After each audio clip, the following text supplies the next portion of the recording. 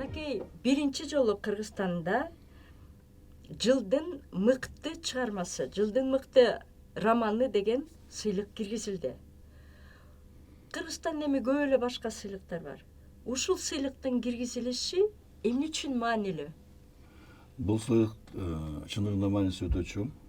Бул деген биринчи кезекте ушул жазуучунун же акындын чыгармасына болгон профессионалдык көз караш болуп эсептелет. Себеби бул чыгармага баа бергенде профессионалдар берет да бааны. Бул мамлекеттик сыйлык эмес, бул коомдук, элдик, орусча айтмакчы признание болуп эсептелет да. Абдан жакшы сүрөттөдүңүз ушуну. Буга чейин менин түшүнүгүмдө кандай кишилер алат ушундай сыйлыкты деп Токтогул сыйлыгынын лауреаты, КМШ өлкөлөрүнүн маданиятына киргизген салымы үчүн деп дагы сыйлыктарды алдыңыз. Деги мен элестете алган Кыргызстандагы мыкты сыйлыктардын ээси болдуңуз. Ал эми ушул соңку сыйлык алганыңыз сизди кандай шыктандырып атат? Эми албетте бул жерде чыныгы ушул адабияттын көз карашынан, чыныгы адабияттын позициясынан, чыныгы эстетиканын позициясынан бериле турган сыйлык да бул. Өзгөчөлүгү ушунда. Эң башкысы биз ушул сыйлыкты мен алганда эмес, кеп ушундай чыныгы биздин адабияттагы этаптуу көрүнүштөрдү, жаңы бир көз караштарды, жаңылыктарды, жаңычылдыкты баалоонун бир системасы болуп эсептелет да. Демек бизде ушул адабияттын көркөм эстетикалык жогорку бийиктиги жөнүндө сөз болуп атат. Ошондой эле ошол адабият башка дүйнөлүк, башка элдердин адабиятына атаандаш болуп, кандайдыр бир эстетикалык туунду катары башкалардын дагы дөөлөтү болуп калыш керек. Бир гана улуттук эмес. Ошондо мына акыркы кездерде биз Чыңгыз Айтматов агайыбыздан башка эч бир жазуучуну башка дүйнө тааныбай калды. Албетте бул өтө Чыңгыз Айтматович өтө бийик планканы коюп кетти. Биз эми кыргыз адабияты сөзсүз түрдө мындан ары да уланып кетиш керек да, мындан ары дагы өзүнүн сапарын улаш керек. Ошол эле кыргыз адабияты улуттук гана тар адабияттын предмети болбостон дүйнөлүк дөөлөттөрдүн бир бутагы да болуш керек. Ошол аракеттерди жандандыруу багытында 9 уюм, коомдук уюм, анын ичинде 5-6 эл аралык уюм. Ушулар баалап атышат да. Ушул кыргыз адабиятын дүйнөлүк аренага чыгарайлы, көтөрөйлү, жалпы ошол дүйнөлүк окурмандардын энчи катары көтөрүп чыгайлы деген чоң бир мындай бир көздөгөн максаты бар да. Биринчи жолу жылдын эң мыкты чыгармасы, жылдын эң мыкты романы деген сыйлыкты сиз Жан жаза романы үчүн алдыңыз. Ошол Жан жаза азыр кеңири таркап, айрым дүкөндөрдө, эми дүкөндөрүбүз деле анча көп эмес, бирок ошолордон табуу дагы кыйын болуп калды. Ал эми ошол романды мен да окуп калсам экен, бул сыйлык берилген кандай чыгарма болду экен дегендер үчүн жалпы бул чыгарманын ичинде сиз эмне деп айтаарыңызды кортундулап кетпейсизби? Албетте бул чыгарма романды бир сөз менен айтуу туюндуруу өтө кыйын. Эң башкысы бүгүнкү замандагы, бүгүнкү дүйнөдөгү, бүгүнкү ааламдашуудагы жалпы адамзаттын көйгөйүн көтөргөн чыгарма деп айтар элем да. Биз каяка баратабыз? Кайсы жолго баратабыз? Биздин ички дүйнөбүздө эмне болуп баратат? Дүйнөдө кандай өзгөрүү болуп атат? Ошол нерсеге мындай айтканда синхрондуу кеткен чыгарма туунду катары кабыл алса болот да. Бул чыгарманы эң эле кыйыны кыска сөз менен айтууга болбойт да. Жан жаза деген эки сөздөн, жан жана жаза деген сөздөн турат да. Биз ошол жаныбызда адамдын жанына, адамдын Кудайдан берген ар бир адамга энчи болгон жандын тазалыгы жөнүндө аны биз кантип сактап калабыз? Жаза өзү физикалык жаза болот, ошондой эле моралдык жаза болот, а бул жерде духовный жаза болот да. Биз ошол духовный жазага кандай жетип калдык? Бул духовный жаза деген бир эле муун менен, бир эле доор менен бүтүп калбайт. Анын мындай бир өмүрү узун болот да. Качандыр бир убакта айтылган сөзгө, жасалган ишке адам жооп бериш керек. Ал өзү жооп бере албаса, анын жооп берүүгө өмүрү жетпесе, анын тукуму жооп берет деген сөз бар да. Ошондуктан бул жерде тарыхый геройлор Чыңгыз хан, Искендер Зулкарнайын, Клеопатра, ошого окшогон тарыхый личностьтер бар да. Ошол личностьтардын физикалык жаралышы эмес, алардын духовный жаралышы, жанынын суроосу жөнүндө сөз болот да. Биз ошол бүгүнкү күндө бүткүл жасалып аткан иштин баардыгы, адамдын пейили, дүйнөнүн ушундай угмал төкмөлү, ушундай эле дүйнөдө болуп аткан баардык кризистер, ошонун ичинде эң коркунучтуу кризис духовный кризис, анан кийин ишеним кризиси. Ишеним кризиси деген дагы өтө эң опурталдуу кризис. Биз ошол кризистерге барып калдык дагы. Биз ошол кризис менен бетме бет келдик. Биз ошого кантип келип калдык, кантип жеттик ушул нерсеге. Биз ошого жооп беришибиз керек. Бул адамдын ички духунун, жанынын суроосу да, адамдын табиятынын суроосу. Бир эле адамдын эмес, жалпы адамзаттын. Ошондуктан бул романда именно жандын, Кудай берген, жараткан берген жандын алдына коюлган суроонун жообун издейбиз да, ар ким өз өзүбүздө. Демек, жазуучу катары сиздин жаныңыз кейген турбайбы адамзаттын азыркы турпатына? Кайсы мүнөздөмөлөр, кайсы окуялар сизди адамзат ошондой деңгээлге келип калды деп ойлонтуруп атат? Бул ар бир адам, ар бир жазуучу ошо дүйнөгө өзүнүн көз карашы менен карайт дагы, ошол көз караштын принциптеринен улам бир чыгармага киришет. Менин өзгөчө эметкен нерсе бүгүнкү реалдуулук да. Бүгүнкү локалдык гана реалдуулук эмес, глобалдык реалдуулук дагы мени толкундон, мени тынчсыздандырат. Себеби мен бир гана локалдык жазуучу эмес, ар ким мындай локалдык ой жүгүртүп, локалдык аракет кылып, глобалдык ой жүгүртүшү керек да. Себеби биз ошол глобалдык дүйнөнүн бир чүрпөсүбүз. Биз Кыргыз Республикасынын гана жараны эмес, глобалдык дүйнөнүн, ааламдашкан дүйнөнүн бир адамыбыз да. Ошондуктан дүйнөдө болуп аткан процессти биз эч качан кайдыгер карай албайбыз. Биз ошол адамзаттык дүйнөнүн бир бөлүгү катары, мен дагы ошол жазуучу катары ушул маселеге кайрылдым да. Мүмкүн бул чыгарманы айтышы мүмкүн, бул улуттук кыртышта жазылбаптыр, же улуттук кайсы мамлекетте экенин, кайсы жерде болуп атканы да белгисиз депчи. Себеби болуп аткан нерсе бул жер шарында болот да, жер шарында болот. Ар бир бул жерде менин эле, биздин эле тагдырыбыз, башканын эле тагдыры ушундай эмеге, кырдаалга түшүп калышы мүмкүн. Ошол кырдаалда эле жашап атабыз бизчи. Ошондуктан ушул бүгүнкү болуп аткан реалдуулуктан эч бир адам, эч бир личность андан тышкары боло албайт да. Ошол реалдуулуктун контекстинде жазылган роман деп айта алам да. Мисалы үчүн Британияны алсак, ар бир саясатчы оозун ачып туруп эле сүйлөй бербейт. Ар бир ачуу сөзүнө ал атайын даярданат. Эгерде маданий маселе болсо, ошону бүт жардамчылар менен изилдеп чыгышат.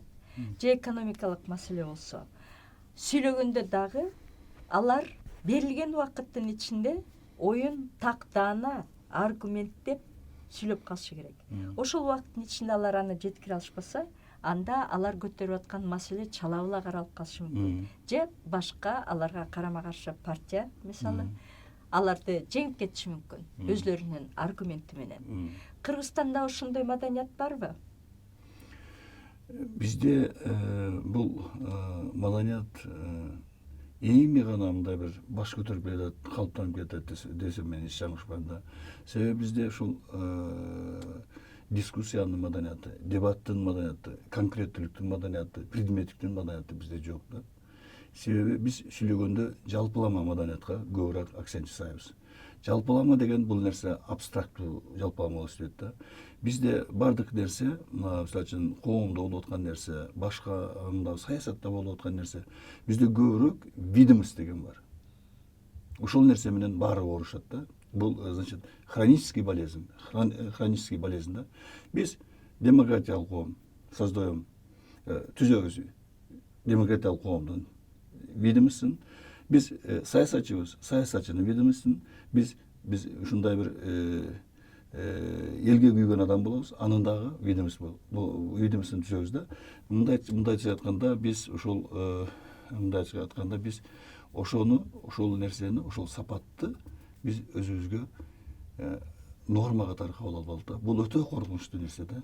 Себеби ошонун тегерегинде, айланасында, ошонун орбитасында предметсиз, конкреттүүлүксүз сөз сүйлөө демек бул маселеге таптакыр эле мындай түшүнбөстүктүн улам келип чыгат деп ойлойм.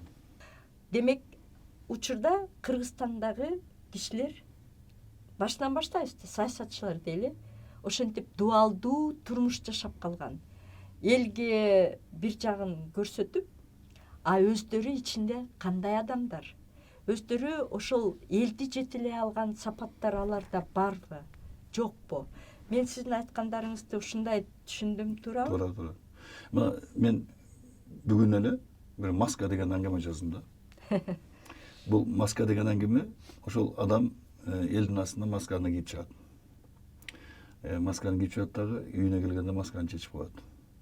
Анан маска менен сүйлөп, маска менен бүт өзүнүн ишмердүүлүгүн жүргүзөт дагы күндөрдүн бир күнүндө ошол маска бетине тамырлашып, мурдагы өзүнүн табигый жүзүн таптакыр эле ошол маска жүзү ээлеп калат да. Анан айтып атканымдын себеби саясатта болобу же башка чөйрөдө болобу адам бойдон өзү бойдон калыш керек.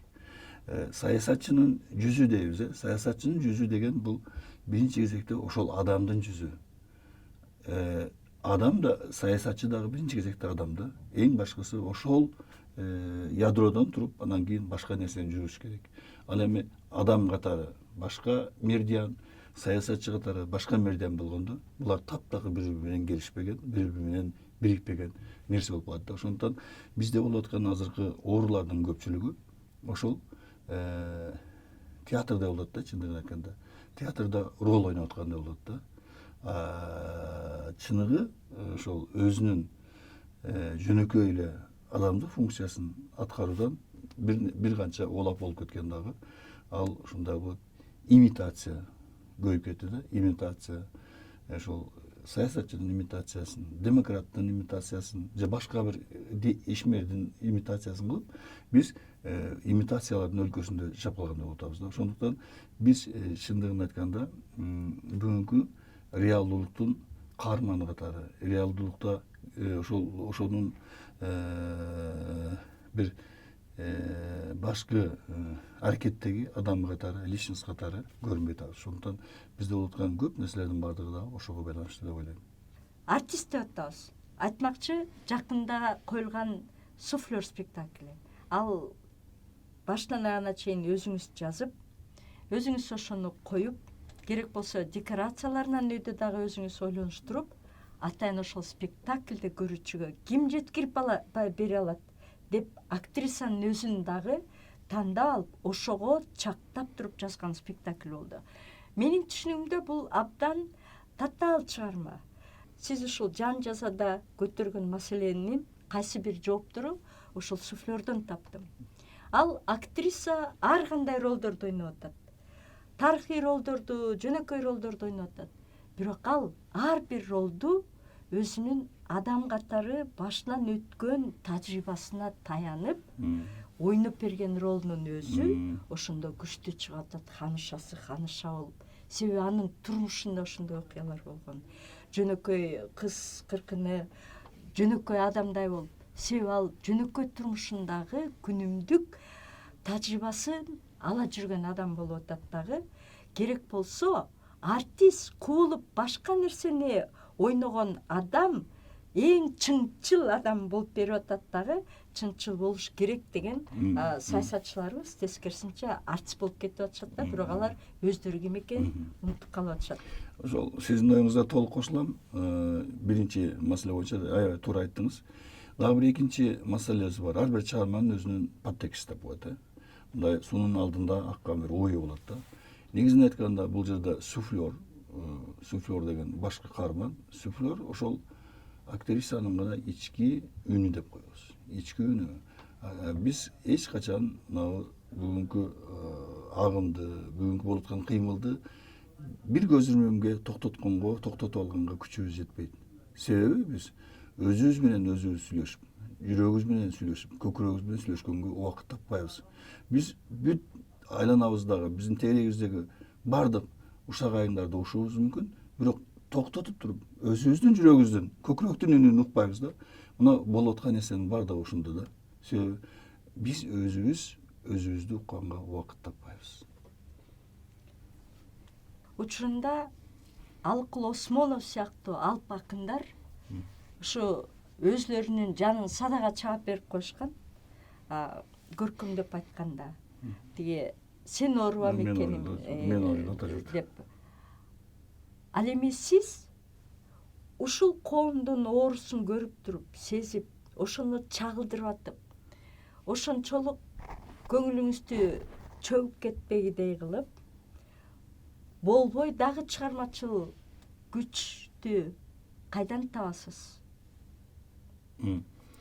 Бул күчтүн негизи менин оюмча менин бүгүнкү дүйнөгө, реалдуулукка болуп аткан көз карашыман табам да, и позицияман табам. Ошол канчалык деңгээлде, мен азыр айтпай эле коеюн эмесин, канчалык деңгээлде бере алам, бере алдым, бере албадым, бирок сөзсүз түрдө бүгүнкү болуп аткан нерсеге адам дагы, жазуучу дагы кайдыгер болуш керек, өзүнүн үнүн кош керек да. Ошол могул романдагы үн бул менин ушул азыркы болуп аткан мезгилге жазуучулук проекциям деп койсо болот да. Жазуучулук чындыгым деп коебузбу, же жазуучулук мамилем, көз карашым, дүйнө таанымым деп койсо болот.